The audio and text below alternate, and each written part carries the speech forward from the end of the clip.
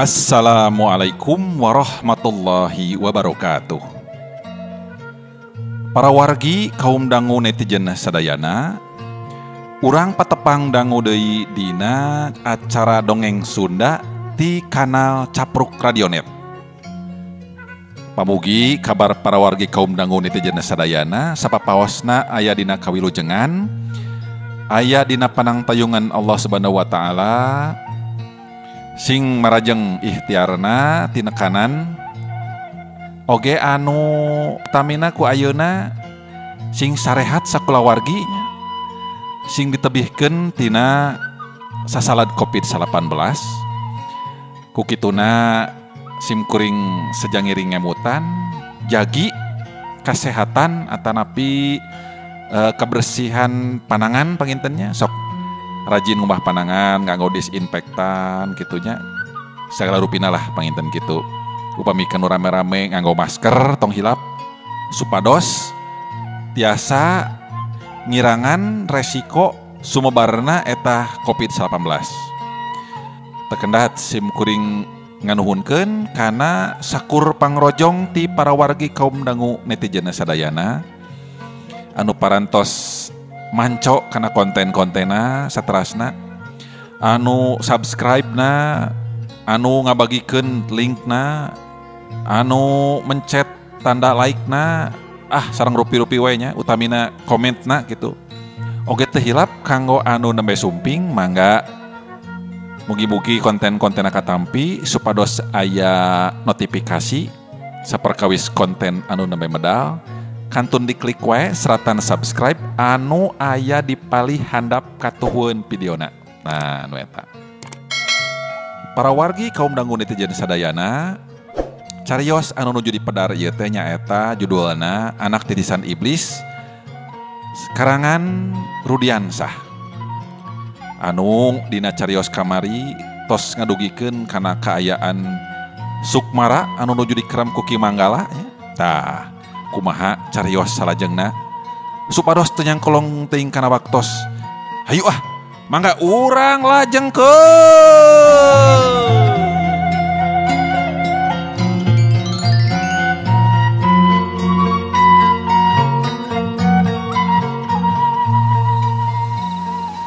Manggala kiwat Andika gerak keluar kurang ajar. Sang harapan lamunnya Andika Jaman jago. Hayo, keluar. Horeng para wargi kaum dangu, halimah geuningan anu susumbar kitu teh ka Ki Manggala. Manehna nulak cangkeng di buruan bari neuteub seukeut kalawang panto imah nganti kaluarna Ki Manggala ti jero imah. Setan alas. Pira bikang geuningan anu datang teh. Dagoan syah, dagoan. Cek Ki Manggala ti jero imah bari huntuna kakerot, nahan amarah laju keluar ti jero imah. Terus ngajanteng di buruan imah sarta tumanya ka halimah anu masih keneh nulak cangkeng, sikepna teu neung ludeung tae ka keueung.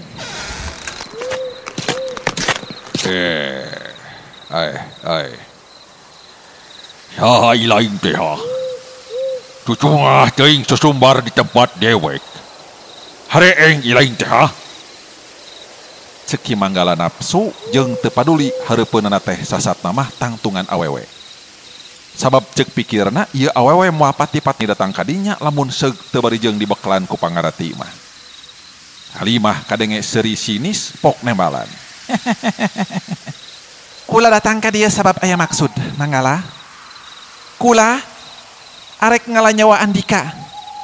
Rek ngala nyawa Andika paragatkeun ayeuna.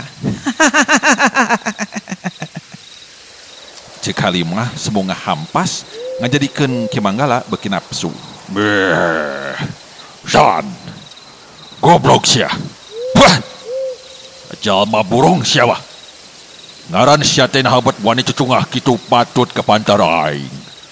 Diparioskeun tabeheung ti ku aing setan. Ngaran kula Halimah, Manggala. Jeung kahade sing ati-ati ta ceritaan teh Manggala.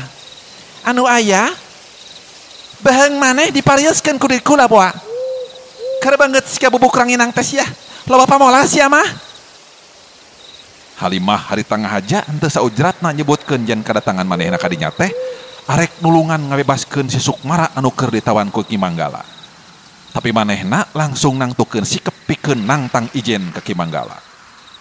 Ki Manggala anu memang babarian amarahan teh jeung sombong atuh manehna langsung ngawangun kuda-kuda pikeun mentangkeun ajian lemah jagat mangsa niat ngelumpuhkeun anu jadi lawan. Bontong sambat kaniaya Halimah. Jeung bontong sabut aing Ki Manggala. Lamun henteu bisa ngelehkeun pantar ilaing. Siap-siap. Siap-siap ya. Rasakeun ya Halimah. Rasakeun. Hiat. Ki Manggala suku katuhuna tuling nang jerak bumi nganter kekuatan gaib pikeun dipake nyerang Halimah di jarak jauh.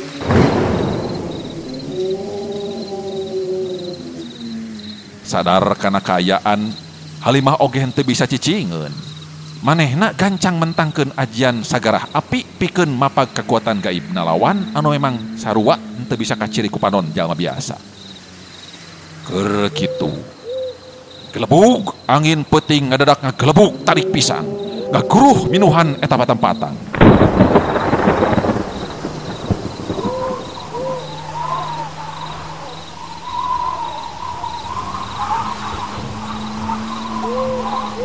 Eta kaayaan teh puguh pangaruh tina dua kekuatan batin anu bentrok. Kalawan tapis oge Ki Manggala kapaksa mengparkeun kekuatan gaibna anu bantrok jeung kekuatan gaibna lawan.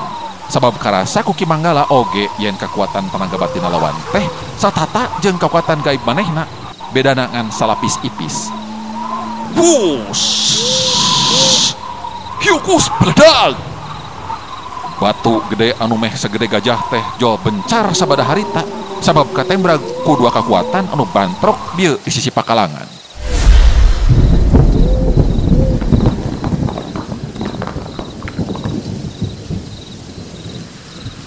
Laju Ki Manggala diuk sila di luhur taneuh.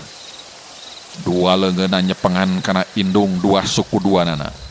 Panon mencerong ka hareup mapatkeun jampe pamake pamecah sukma.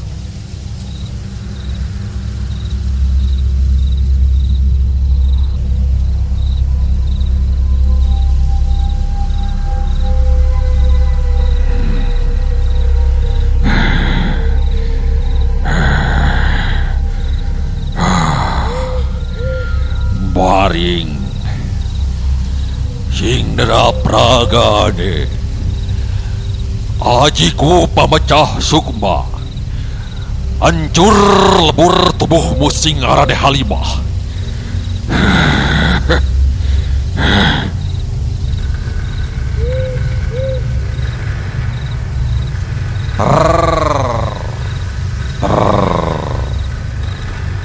Halimah karasa aya hawa panas asup kana ragana. Ngaliwatan dua dampal sukuna nyerelek kaluhur ngaliwatan bitis anu jol karasa gejat bae sukuna hese digerakeun. Sadar kana kaayaan Halimah gancang manehna mentangkeun ilmu sihirna eta tatangkalan anu aya di dinya paraode kaum dangunya anu kabeneran deukeut ka sabodeureun eta tempat ngadadak aya nu ngajungjung lalaunan ngaderak-dek kaluhur lesot tina jero taneuh jeung akar-akarna. Borongsol tatangkalan anu sakitu jangkung jeung gedena teh jadi ngangkong sarta ngalayang di luhureun taneuh jangkungna sajajar jeung sirah Ki Manggala anu masih keneh diuk sila dina taneuh. Set buralik blesur. Kajadian saterusna eta tatangkalan teh terus ngaburalik sarta blesur ka hareup akar memencosna lempeng ngarah kana sirah Ki Manggala anu cepet taker. Aduh sia, syat. Ki Manggala ngaranjuk kaget lain kieuna. Sabab meh bae manehna kacolongan. Kilek kulitik plos. Ngan untung wae Ki Manggala hari tarikat manehna ngagulitikeun awakna kekenca jadi teu kabeunangan ku eta panaraja.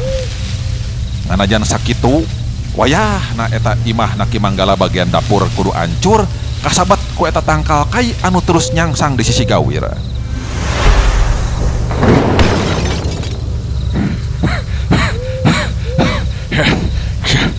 Jahanam sia. Imang aing. Aduh. Imah aing hancur sia bangsat. Beri can lunas teh. Aduh, watos para warga mundangu itu. Ki Manggala bedah amarahna ngan dereg-deg manehna lumpat narajang ka Halimah ngabubat babit leungeunna dibarengan ku amarahna nu muncak. Tapi ku sabab nafsu teuing beureunan eta Ki Manggala teh. Jadi weh kacolongan anehna teh. Pas pisan keur lumpat ujuk-ujuk tina ti korona asa aya nu melag terus ngajeletit nyeureud. Randeg. Ki Manggala jadi teu bisa labas gerakanana terus ngarandeg di tengahing jalan. Dua leungeunna pakupis nyabakan beheung, sirah katut puhu ceuli. Kabeh dicabakan. Suku nyerocod, panon buria buncelik nahan kanyeri. Sababna Ki Manggala geus kabeunangan ku elmu sihirna Halimah.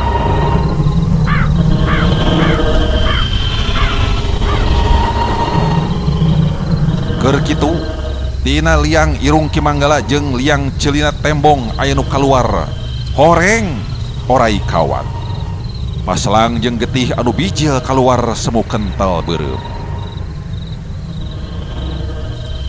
Sedengkeun beteung Ki Manggala tembong jadi semu ngariut kacitak ku anu ngagulung. Sing horeng dina jero beteungna Ki Manggala kiwari geus ayaan. Mangrupa orai beduel meh sagegede leungeun jalma anu nyitak beteung Ki Manggala tur ngabuyat bayat sining kadut oge peujit.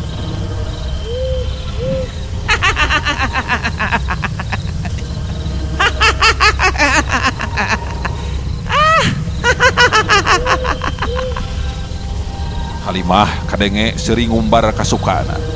Sabab yakin musuh geus sakarat pasti bakal binasa. Cengkang, kusap, karajat. Nya we harita teh para wargi kaum dangu. Ki Manggala terus ajal binasa ku Halimah. Awakna terus rubuh nangkarak bengkang dina luhureun lemah. Tina bahamna anu calawak tembong aya nu ngelol keluar hulu orai beduel. Anu keluar tina jero beteungna. Marengan kana kaluarna getih panon Ki Manggala anu molotot paeh panasaran.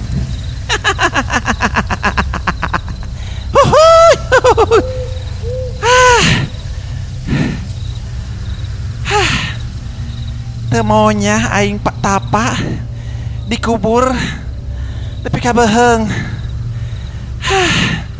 Aing tetela unggul. Teu penasaran aing mah. Halimah serina beuki narikan bae. Dumasar tina rasa kabungah manehna boga kamampuan saperti kitu. Saterusna Halimah henteu kaleked. Gancang manehna ngagajeleng asup ka jero imah Ki Manggala anu kari tinggal rohangan hareupna wungkul. Maksudna arek kabebaskeun si Sukmara anu manehna mah yakin aya keneh di jero imah mangsa ditawan ku Ki Manggala peuting harita.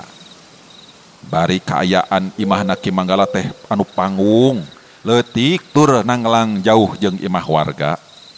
Ngajadikeun waktuna aya kajadian teh puguh taya warga anu nyahoeun. Ari lain engke mah dina wanci beurang. Aya warga anu ngaliwat sarta ningali layon Ki Manggala di buruan imah. Sedengkeun ari Halimah satu tas di jero imah teh manehna jadi bingung para wargi kaum dangu. Sabab di jero eta imah teh geuningan tetela eueuh nanaon. Eueuh kurung akar wajah si Sukmara. Es tuning leungit aya nu mawa ku hiji jalma. Kurang ajar. Aing teh yakin dina pangimpleng aing tadi si Sukmara teh ditawana teh di rohangan iya ku si Manggala. Jeung moal tepikeun kasabet ka bawah ngabelesat sewaktu imahna Ki Manggala dapurna tadi ruksak ku aing kateung brag ku tatangkalan. Jeung aing bisa ngambe aya kesang jalma sejen tadi teh geus wani asup ka ieu rohangan bari nyulik si Sukmara. Setan teh saha cenahnya aing keur riweuh gelut kalakah ieu nyulik anak aing.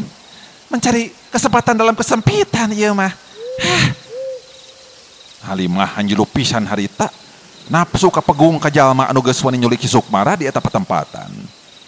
Tur nyulik nama pasti nalika Halimah jeung Ki Manggala keur tarung keneh di luar. Lantaran si Sukmara puguh eueuh di eta tempat, antukna Halimah terus wae kaluar ti eta jero imah laju neruskeun deui lampahna bari mawa hate anu medenghel nafsu ka Pegung. Jeung penasaran saha anu geus nyulik si Sukmara teh.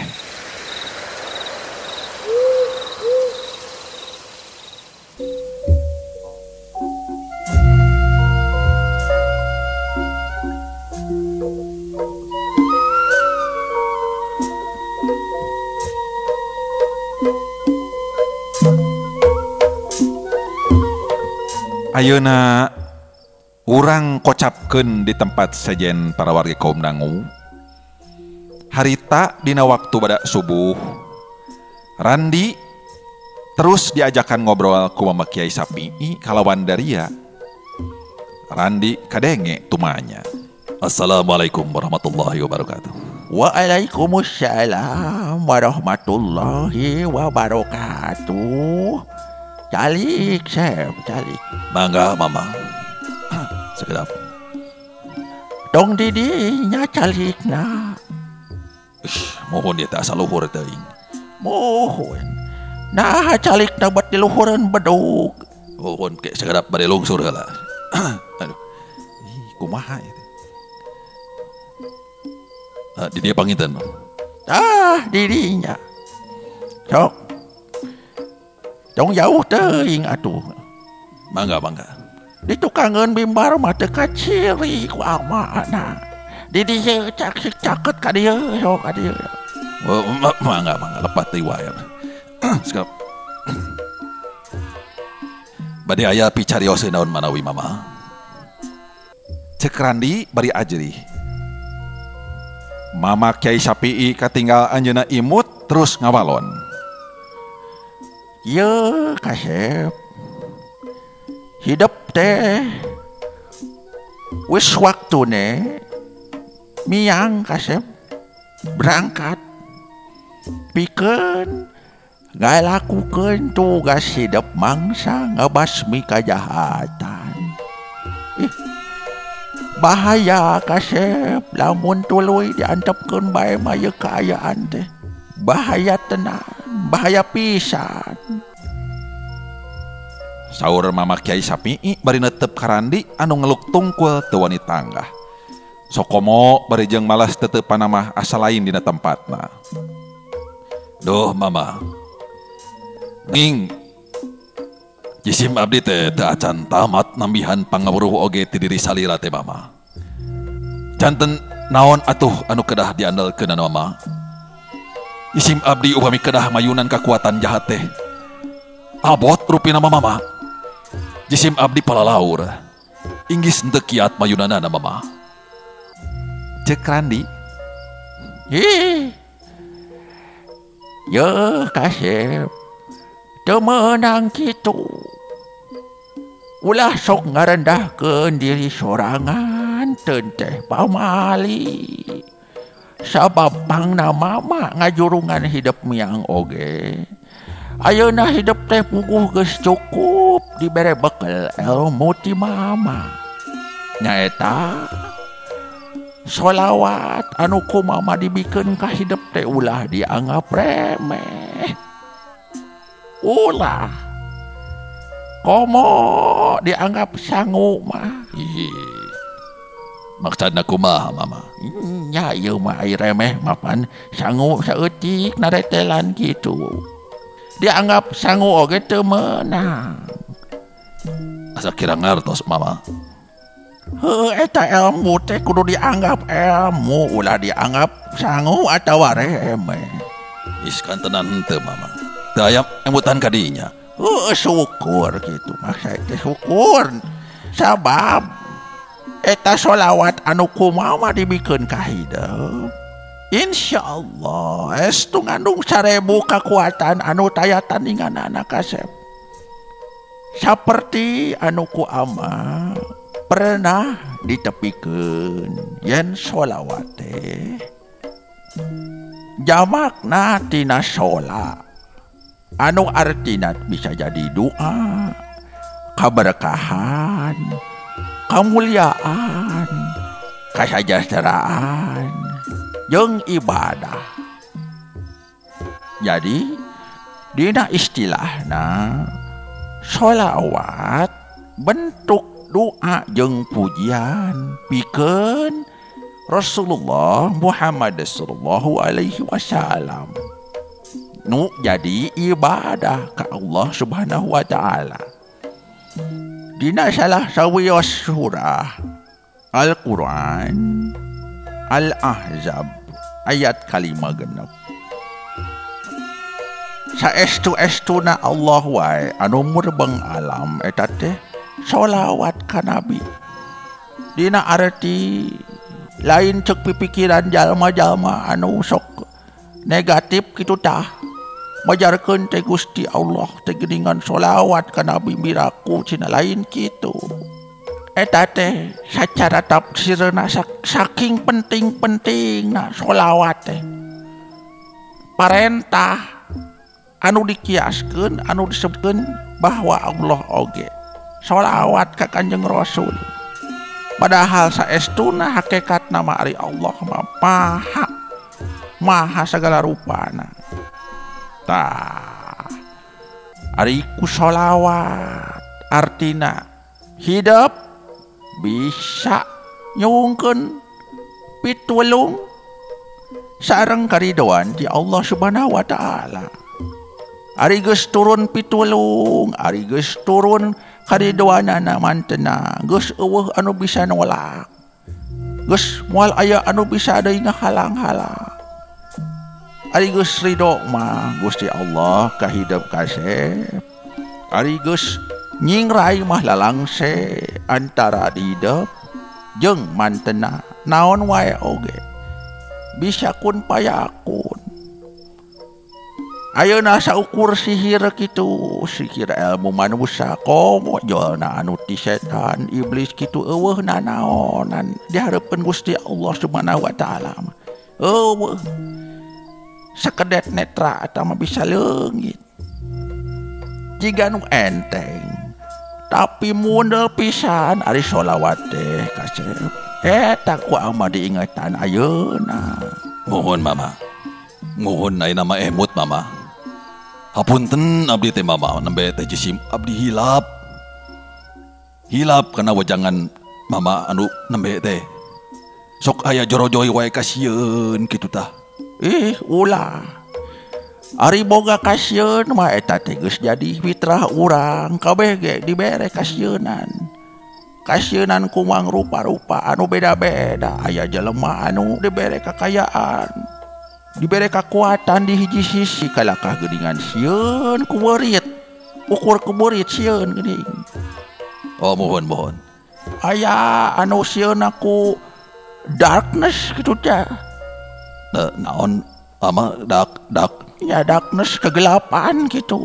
aduh beri kadinya mamanya. Kan tenan atuh da mama teh baheula teh kursi diajar bahasa Inggris saacam masantren gitu.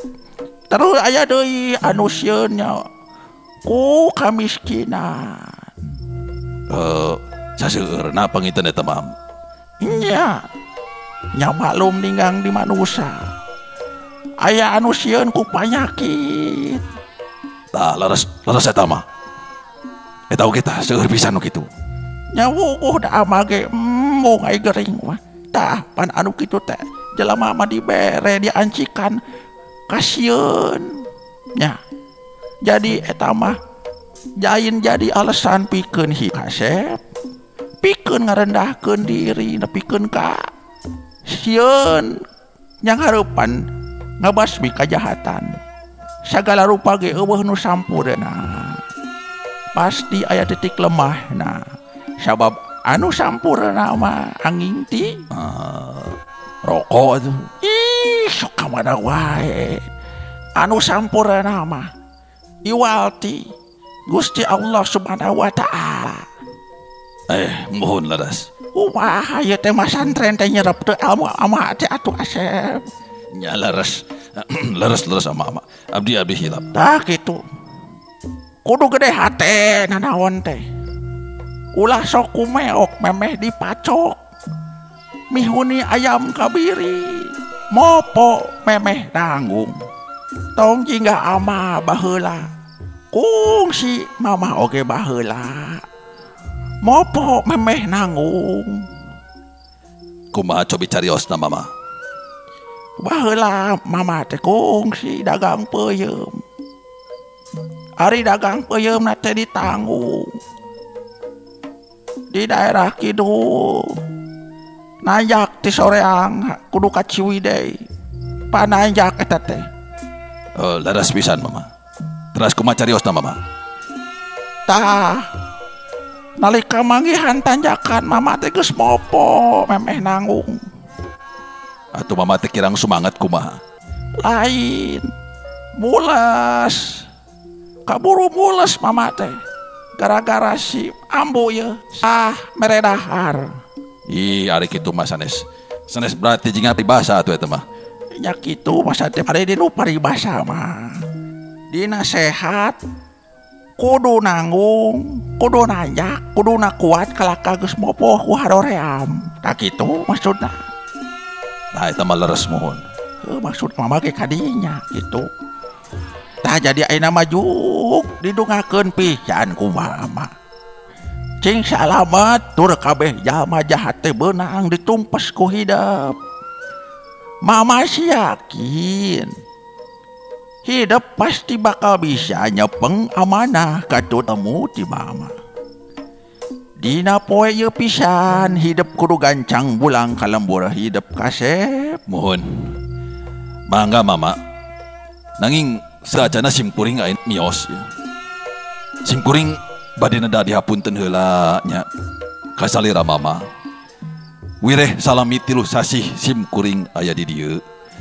Tangtos simkuring seueur kalepatanana ka salira mama. Katut santri di ieu padepokan mama. Ngagaruwahkeun ngarepot gitu tah. Keun kasep, keun mau ge ngamaklum da kungsi ngora. Harita cenah waktuna keur tahajud. Cep Randi kelakah latihan vokal. Yos mama. Aduh, manawi teh kadang mama. Atuh harita dina waktuna keur magrib datang telat. Balik kadadak tarumpah mama eueuh. Sing horeng kapanggihareupeun kamar Jang Randi. Ish. Aduh, janten izin mama. Yos teu naon Cep Randi. Atuh harita Atos mama, ieu urang lamit teuing ngacapruk da panginten ieu. Heuh pokona mah kabeh kasalahan ka mama. Ku mama oge baris dihampura anaki. Boh kitu deui ka santri-santri kabeh ge nya mama mah yeuh.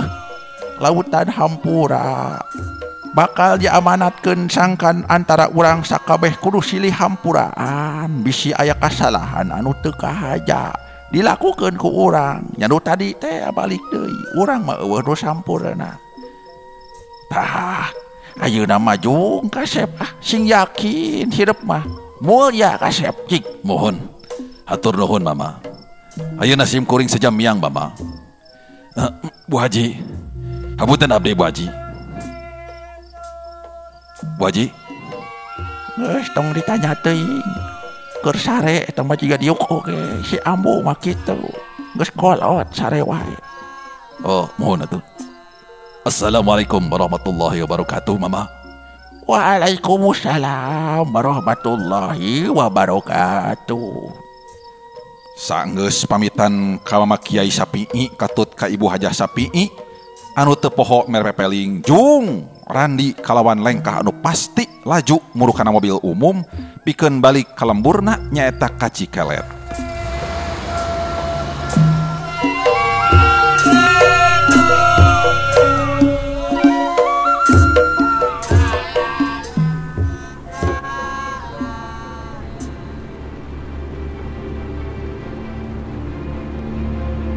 Ngan dasar kudu kitu we meureunnan para wargi kaum dangu. Di setengahing jalan samemeh anjog ka pilemburan harita bet aya Lasmini ngawaskeun kana mobil anu ditumpakan ku Randi. Lasmini bangun anu geus apaleun kana eta mobil yen di jero eta mobil teh aya Randi musuh bebuyutanana. Dina gerakan kilat Lasmini megat eta mobil tibe hareup terus ngejanteng tengah-tengah bari nonggongan mobil anu rada jauh keneh bari maju. Grung. Tekit. Wush, alah napa? Aya naon ieu teh? Nah, cak dongengna. Euleuh. Para wargi kaum dangu. Ye dongeng tos ngawitan muncak kana akhir carios. Nanging kabujeng cag cariosna. Tah, kumaha kira-kirana Lasmini dina ngalakukeun tindakan karandi. Mangga teras manco dina ieu dongeng Sunda ti Capruk Radionet anu judulna Anak Titisan Iblis karya Rudiansah. Sim kuring nida dihapunten kana sagala rupi kakirangan sareng kalepatan dina midangkeun cariosna. Ngaropea bilih cawokah teuing, capruk teuing para wargi kaum dangu, neda dimaklum, neda agung cukup lumur, neda jembar pangampura. Atuh mugi-mugi aya mangpaat, aya hikmah, oge anu utami nama aya hiburanana tina sakur carios anu didangkeun. Urang patepang dengu deui dina carios anu salajengna. Sim kuring sejamit mundur. Wabillahi taufik wal hidayah. Wassalamualaikum warahmatullahi wabarakatuh. Salam baktos.